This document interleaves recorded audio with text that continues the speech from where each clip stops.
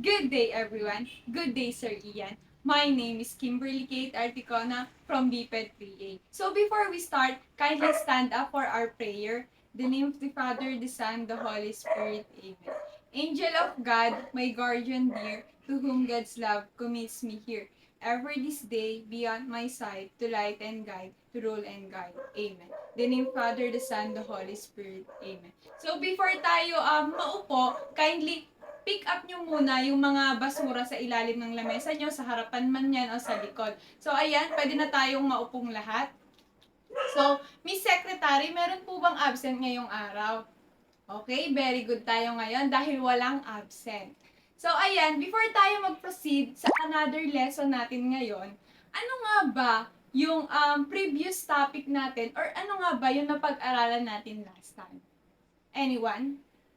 Okay, tama. So, ang napag-aralan natin last time is all about vocal music. So, ito naman is continuation lang ng Music of Luklan in Luzon. So, ito ay continuation lang. So, ayan, before tayo mag-umpisa, Kodali method is a music education approach that emphasizes singing and active musical engagement to build a strong foundation of musical literacy and enjoyment, especially for young children. It focuses on teaching music concept through fun, engaging experiences like games, songs, and hand signal, making it accessible to all the students. Okay, so next. So our motivation for today is tinatawag nating OTA or observe, think, and answer. The student will observe and answer what is in the picture. So the first one is, ito yung picture and ano kaya sa tingin nyo yung sagot dito? Anyone? Okay? Tama. Ito ay tinatawag nating sacred music. Bakit nga ba ito ay isang sacred music? Yun ang malalaman natin mamaya. So, next one is, ayan, tama, sacred music. So, the next one is, ano nga ba to?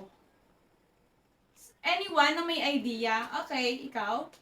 Tama. It is a secular music. So, para may matutunan tayo or para magkaroon tayo ng knowledge about sacred and secular music, makinig kayo mamaya. Dahil ito ay ito ang ating magiging topic or ito ang pag-uusapan natin mamaya. So, here's a follow-up question. So, what are the similarities and difference between the two pictures? Ano nga ba yung napansin natin? Tama. Yung isa is para siyang for simbahan and yung isa is para siyang for stage lang or for performance na. Then, how is musical practice in the given picture? So, wala pa naman tayo totaling idea kung paano nga ba ito natutugtog dahil hindi naman tayo natugtog ng mga ganito or hindi pa natin napapakinggan ito. So, number 3 is, which performance is better? Sa tingin nyo, ano kaya yung mas better? Well, isipin nyo na napakinggan nyo or nakapanood na kayo ng isang secular and isang sacred music. So, number 3 is, which performance is better? So, since hindi pa nga natin nalalaman or hindi pa natin napapakinggan kung alin nga ba yung mas better dun, so hindi pa natin totally alam kung alin. So, for our next activity ay tinatawag nating spiritual emotion, wherein student will listen to sacred music or prayer, consider how music has affected your mood or emotion. Compare this experience to listening to secular music and how it affects you emotionally. Write your thought and feeling in a one whole sheet of paper. So, ito yung papakinggan natin. Sige, play mo lang yan.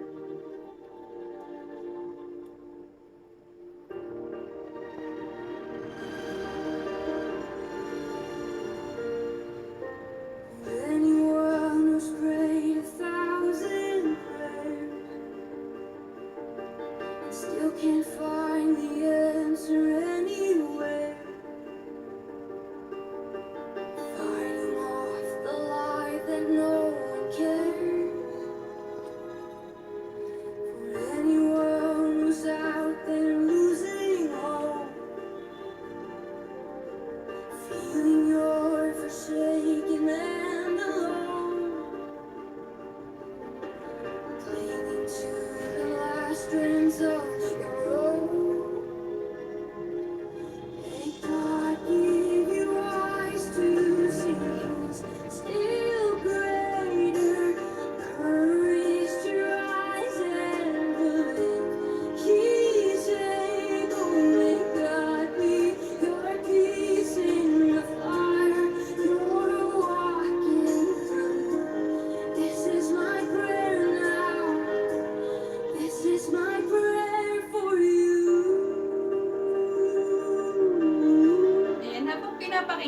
natin yung prayer or yung music is mag-take notes na kayo para later kukunin ko na lang yung mga sinagutan nyo sa isang one worship paper or yung essay or yung naging emotion nyo nung napakinggan nyo to.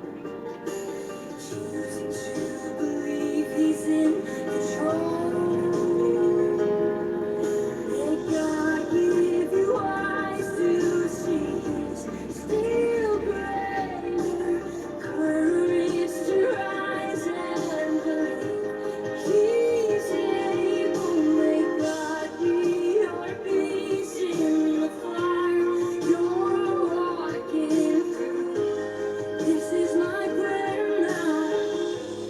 This is my prayer. May your eyes be ever on the Lord, your helper. May you find your refuge in the Lord, your shelter. May you find Him closer than a brother all your days. All of your days, and may your eyes be ever on the Lord, your helper. May you find your Tumigil na. refuge in the Lord, your shelter. May you find Him closer than a brother all your days. All of your days, may God give you eyes to see He's still greater. Courage to rise and believe He's able. May God be your peace in the fire you're walking through. This is my prayer now. This is my prayer for you.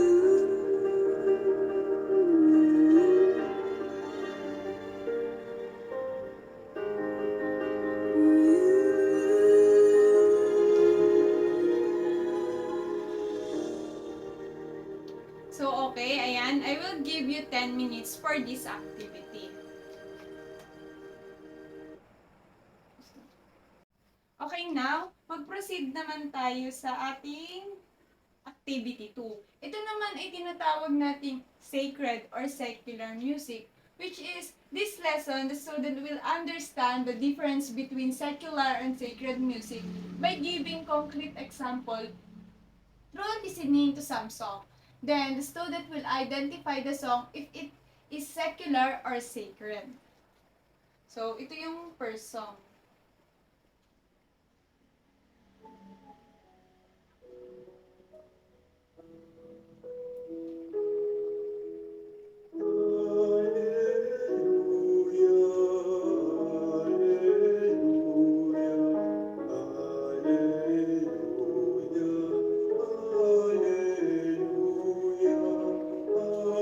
Okay, anyone? Sino kaya nakakaalam kung ito ay sacred or secular music? Okay? Tama, ito ay isang sacred music. So, bakit nga ba? Mamaya, malalaman natin bakit nga ba siya tinawag na sacred music. Next is,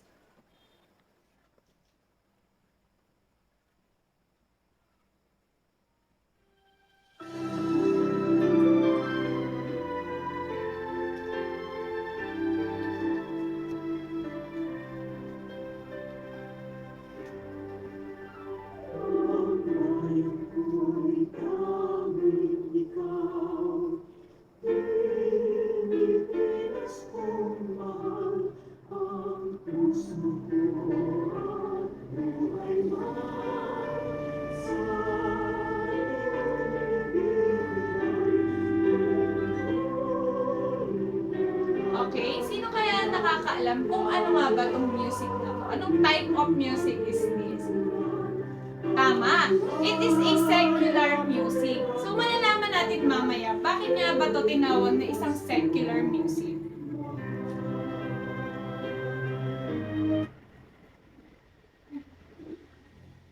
Then, the third one is,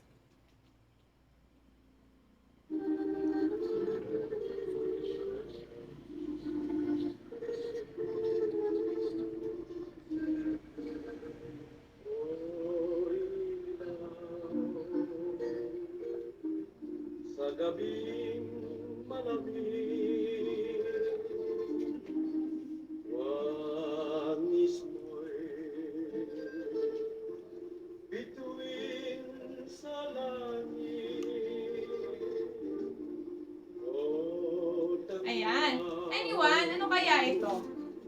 sa gabing Tama. Again, it is a secular music. Bakit nga ba? Curious na ba kayo kung bakit nga ba natin tinatawag tong isang sacred at secular music?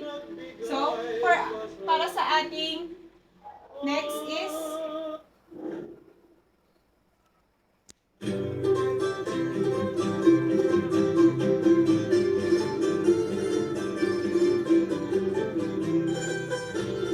ano kaya sa tingin mo? Ano kaya ito? Pakinggan lang natin.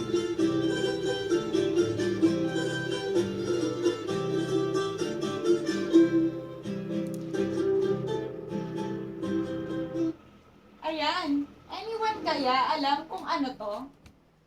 Ayan, tama. Again, secular music ulit siya. Then, last one before tayo mag-proceed sa ating lesson for today. Flores ina ni Jesus, pintuho ng buhay, sandigan ng kapos. Ave, Ave, Ave Maria, Ave. Ayan. Ito kayang last music natin. Ano kaya ito? Anyone? Tama. It is a sacred music. So, ayan. Ngayon, magpo-proceed na tayo sa ating topic. Okay, so now, mag-proceed na tayo sa ating topic for today. So, our topic for today is sacred music and secular music of Luzon in Lowlands. So, at the end of the lesson, the learners will able to identify the difference between sacred and secular music from the lowlands of Luzon, sing simple tunes from the selection of the sacred and secular music, and provide simple harmonic accompaniments to selected sacred and secular music. So, the first one is tinatawag nating sacred music. So, anyone who can read? Ayan, thank you. So, pag sinabi nating sacred music, ito ay religious use or true influence of religion. So, kumbaga, yung word na sacred is holy, which mean ang sacred is holy music.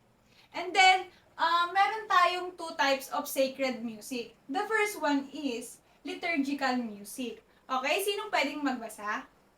Ayan, thank you po. So, yung liturgical music is, ito'y originated siya. Ito talaga yung mga originated sa part ng simbahan. Kumbaga, yung word na liturgical is ginagamit siya sa loob ng simbahan. Kumbaga, ito ay well known as a part of a Catholic Mass. And then, when we say devotional, the second one, is devotional is a hymn of religious observance and ritual.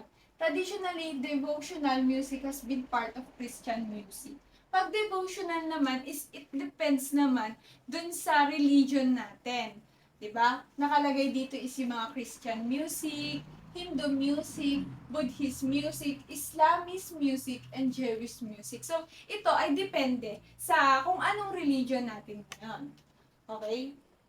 So now, mag-proceed na tayo sa sacred music are heard in churches like Mass, Pastores, Cenaculo, Passion, Salubong, Flores de Mayo, and Santa Cruz.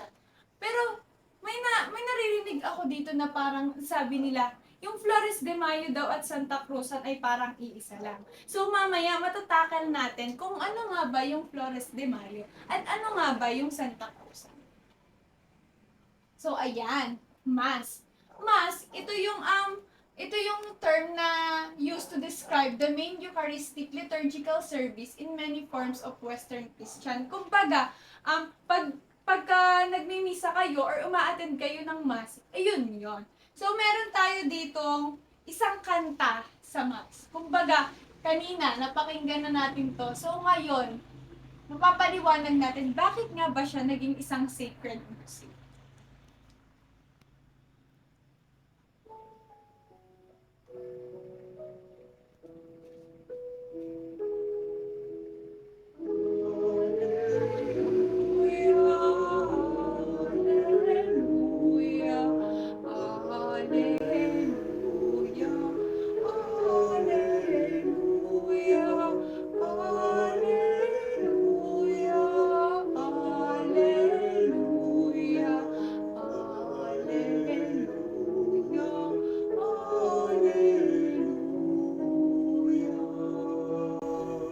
So, ayun. Bakit nga ba siya naging sacred music? Dahil ito ay ginagamit sa simbahan.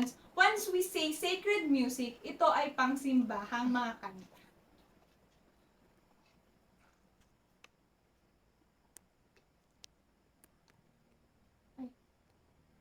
So, ayan. Ito yung picture ng isang mass or pagmimisa sa isang simbahan. Then, the next one is yung tinatawag nating pastores. Ano nga ba yung pastores? Is a sacred musical composition. Is a choral composition that set an invariable portion of Eucharistic liturgy to the music. Ito naman is yung parang more on mga Christmas song. Ito yung masasabi nating mga enjoyable, ganon. And then, ito is about the shepherd who visited child Jesus. Maaari din siyang mga happy song. So ngayon, pakinggan natin, ano nga ba yung pastor? Ang example niya dito is yung Vamos Pastores Vamos.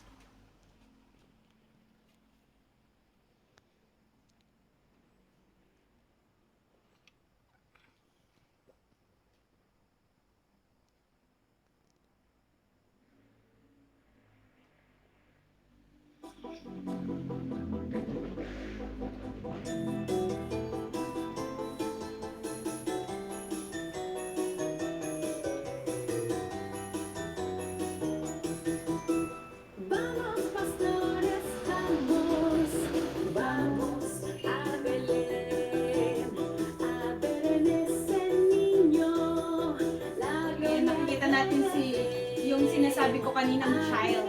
Then, kung mapapansin nyo sa tugtog or naririnig nyo sa tugtog, isa siyang parang masaya tsaka nakakainda. Di ba?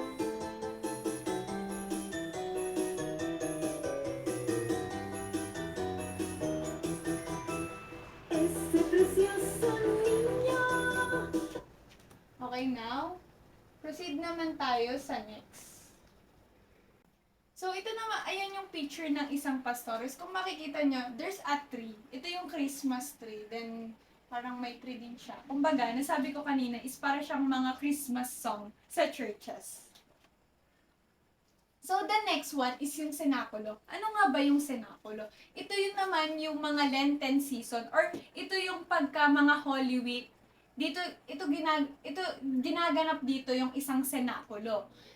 It's a Lenten play that depicts event from the Old and New Testament related to the life, suffering, and death of Jesus. Kumbaga, nagpe-play sila or nagro-role-play sila kung ano nga ba yung dinanas ni Jesus Christ nung mga kapanahon.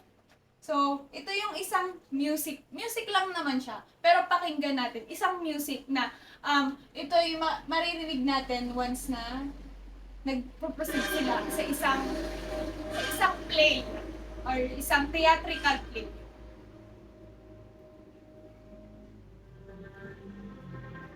Ayan, si Consuelo ng Orange.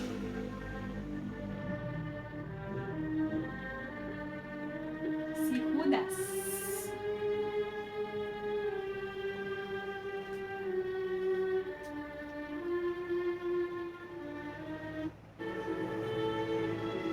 Yan lang naman yun. Parang mga extreme music lang naman siya.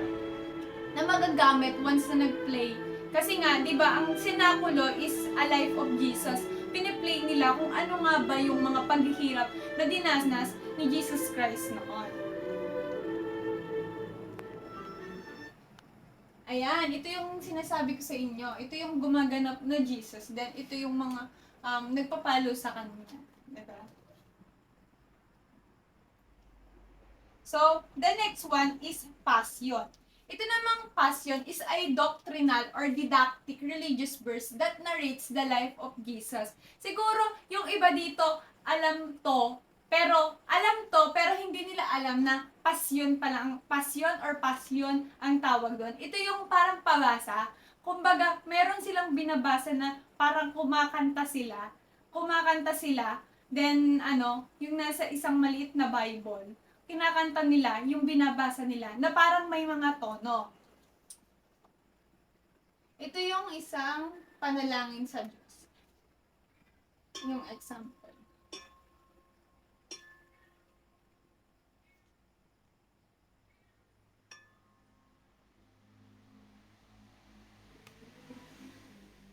Kung narinig nyo, parang medyo may mga tono yung word na nilalabas. Ayan.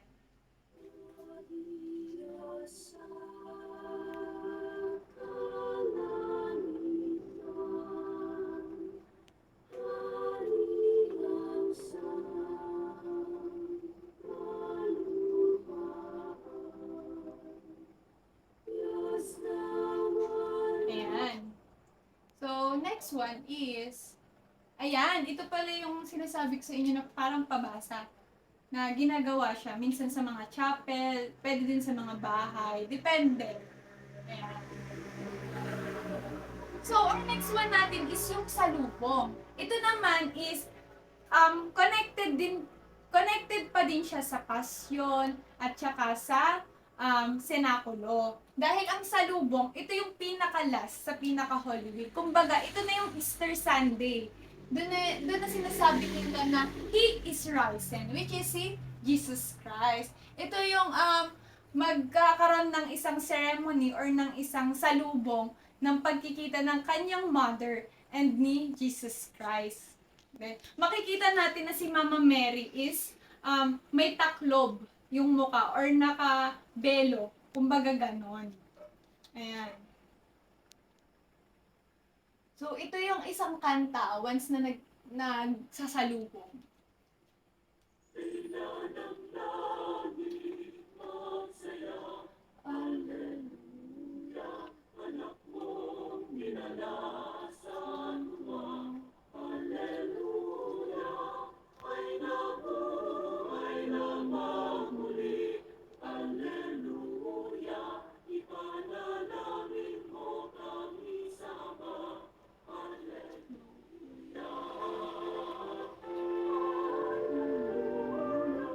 Kung napapansin nyo, once na Holy Week, walang Alleluia. Diba? Then, wala rin tayong Gloria or yung Ina Sanctus Deo, ganyan. Then, pagka, ayan na, He is risen na, biglang nagkakaroon na tayo ng mga ganyan. That's a 1 week lang naman. 1 week lang naman yung Holy Week. Diba? So, after Holy Week, ano nga ba ang nangyayari? Or ano pa nga baga yung event sa simbahan? So, the next one is, ayan pala yung picture ng isang salubong. Makikita nyo, nagkita na yung kanyang mother at saka si Jesus Christ. Diba? So, after the Holy Week, ano nga ba yung nagiging isang event ng isang simbahan? So, the next one is meron tayo tinatawag na Flores de Mayo. Ayan, Flores de Mayo it is one of the May devotion to the Blessed Virgin Mary of the Last for the entire month. Ang Flores de Mayo, ito yung isang buwan na pag-aalay mo ng bulaklak kay Mama Mary. Kumbaga, araw-araw nag-aalay ka ng bulaklak, ganon, sa kanya. Yun yung tinatawag nating Flores de Mayo. Then, ito yung kanta or isang example ng Flores de Mayo. Napakinggan na rin natin to kanina. So, ayan. Ngayon, alam nyo na bakit siya naging isang sacred music.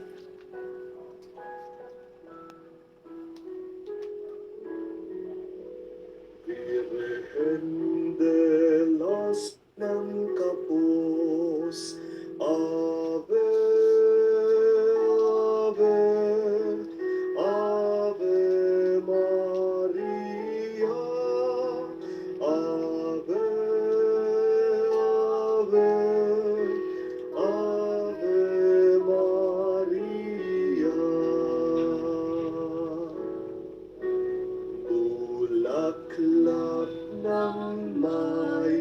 sa'yo lalapit, tanang mga tao sa'yo iibig. Ave, Ave, Ave Maria, Ave, Ave. Okay, ayan. So, our next is, ayan, ito yung Flores de Mayo. Then, the next one is Santa Cruzan. It is a ritual pageant held on the last day of the Flores de Mayo. Ito yung pinaka-engrande, kumbaga engrandeng okasyon na nagkakaroon ng mga Reyna Elena, ng Sagala. Kung yung sa iba, ginaganap nila sa buwan ng May, maliban sa last day of the May, yun ang tinatawag nating Flores de Mayo. Pero once na 31 May yung ginanap, yan ang matatawag natin isang Santa Cruzan. Diba? So, ito yung isang example ng kanta.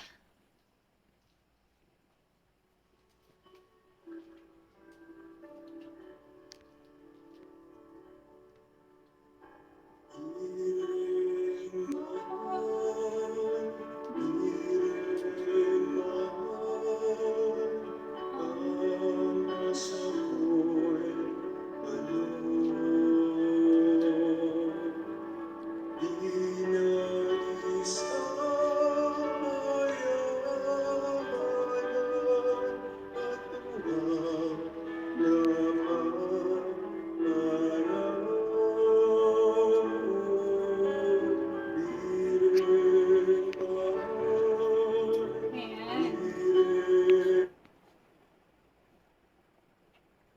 Ayan, ito yung isang picture ng isang Santa Cruzan na makikita nyo. Ayan yung mga dalagita or yung mga nagsasagala sa isang Santa Cruz.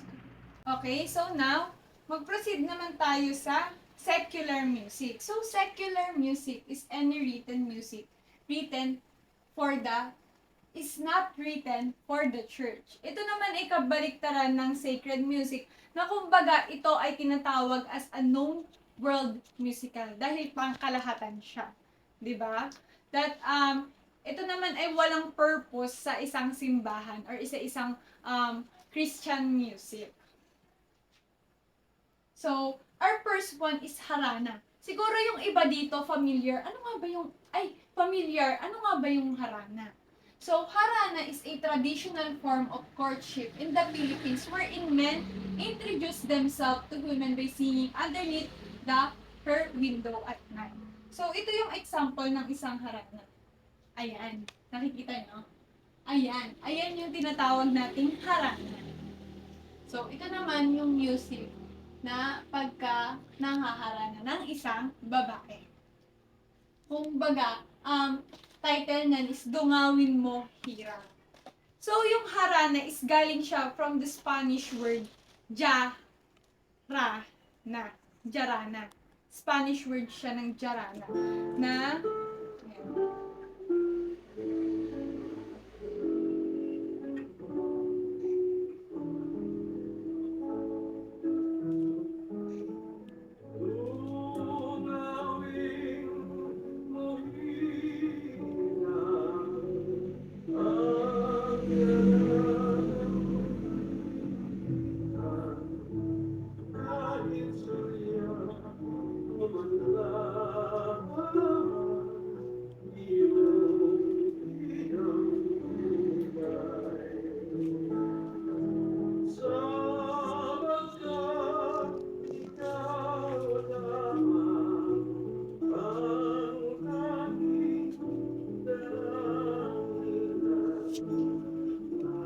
Ayan, nakikita nyo, para siyang isang mahinhin na kanta na kinakanta ng isang lalaki or ng isang naghaharana sa isang babae. Ito ay tinatawag nating courtship. Ito yun sa mga kapanahunan noon na kung saan nagkakaroon pa ng harana ang mga lalaki sa kanilang iniibig na mga babae. O, diba?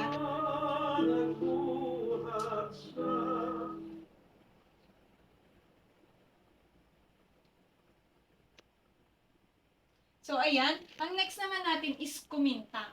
Ito naman is style of Philippine music and dance from the 19th century.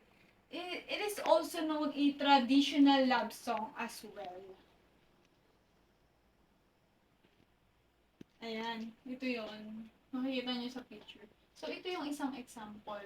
Nakita natin na singkil.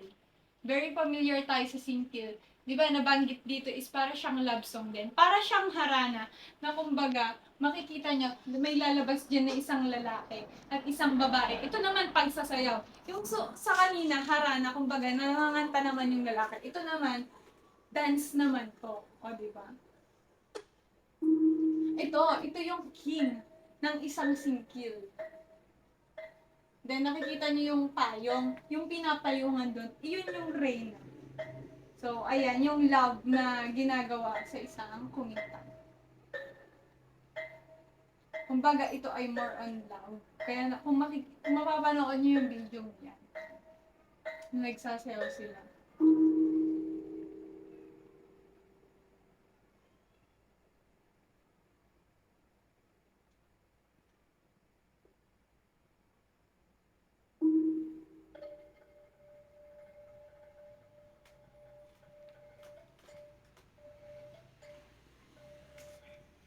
Ayan, ito yung parang reyna. Ito yung love nung isang hari kaninang may shield at may parang kutsilo.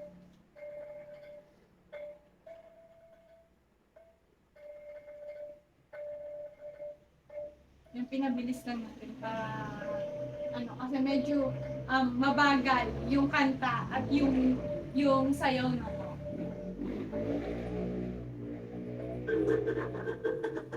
Ayan, biglang bumilis na siya.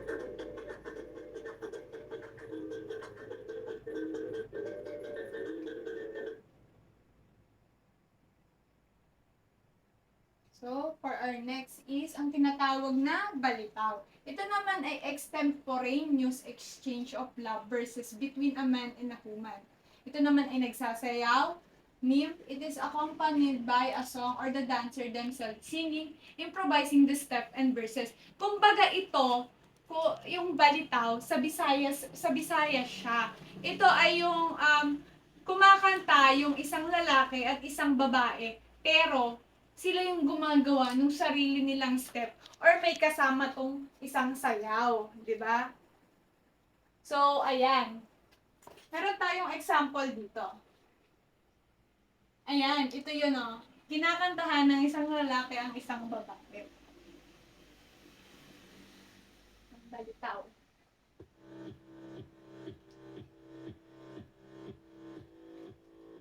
Magapaday sa mukma.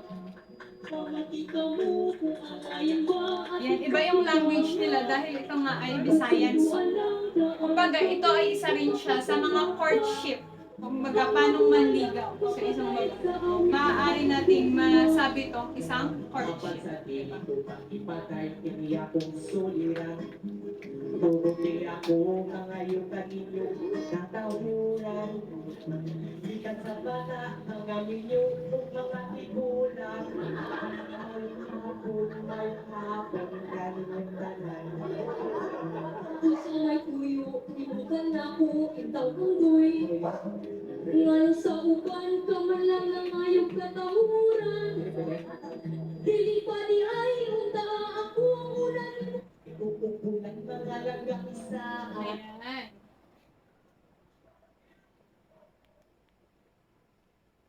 So, the next one is pandango. Ito naman is a courtship din siya, dance, but it can also refer to a type of song to entertain the farmers in the rice field. Ang example natin dito is pandango sa ilang. Also, a courtship dance din siya. And here's an example or a video of pandango sa ilang. Itong pandango sa ilaw is makikita natin siya sa isang Luzon. Kumbaga sa ibang parte ng Luzon like sa Batanes, sa Ilocos, also sa mga Bisayan part or sa Bisaya na part. Nakikita nyo, parang yung secular music is more on courtship song siya or courtship music siya. Di ba?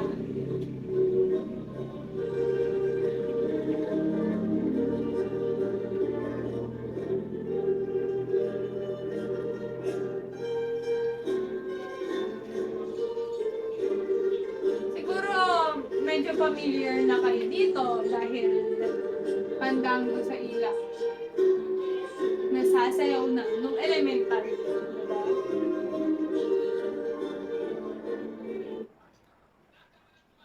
So, the next is polka, a lively dance in the double meter performed by the couples. Ito yon.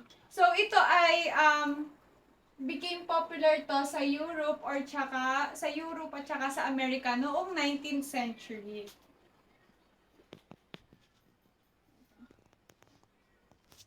Kumbaga, yung sayaw na to is pine-perform lang siya sa mga gatherings, ganon.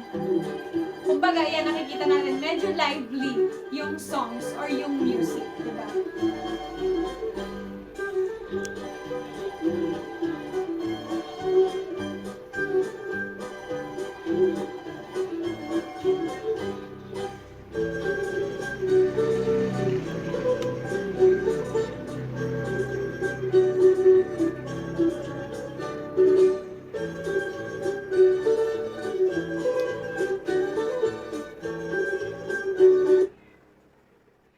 So, ito naman, may tinatawag naman tayong pandiman.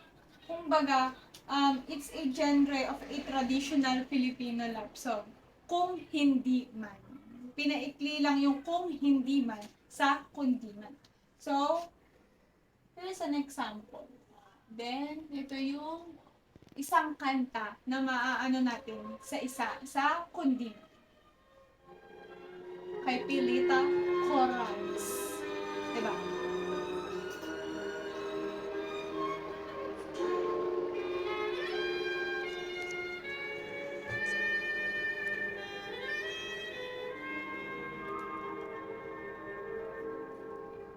Sa buhay ko'y Yung condition para din siyang for courtship. ng pusong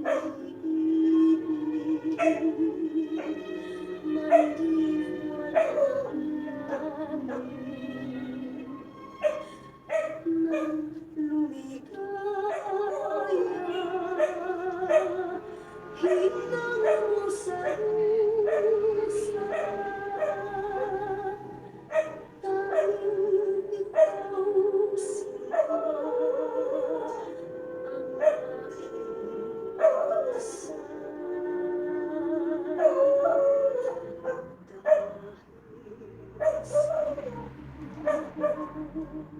Ayan. So now, mag-proceed naman tayo sa ating activity or application na tinatawag natin siyang compose it. Student will compose a 100 to 200 word personal informative essay about secular and sacred music based on their understanding in the lesson.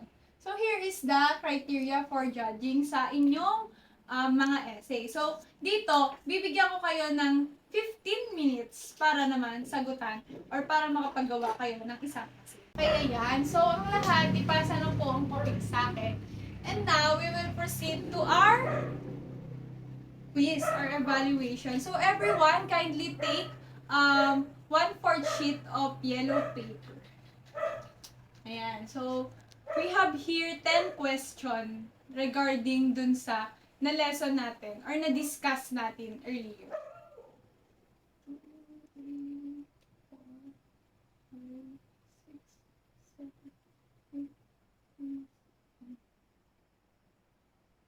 Okay, so ayan, makikipasa ang lahat. Then, meron ulit tayo ditong assignment naman para sa inyo.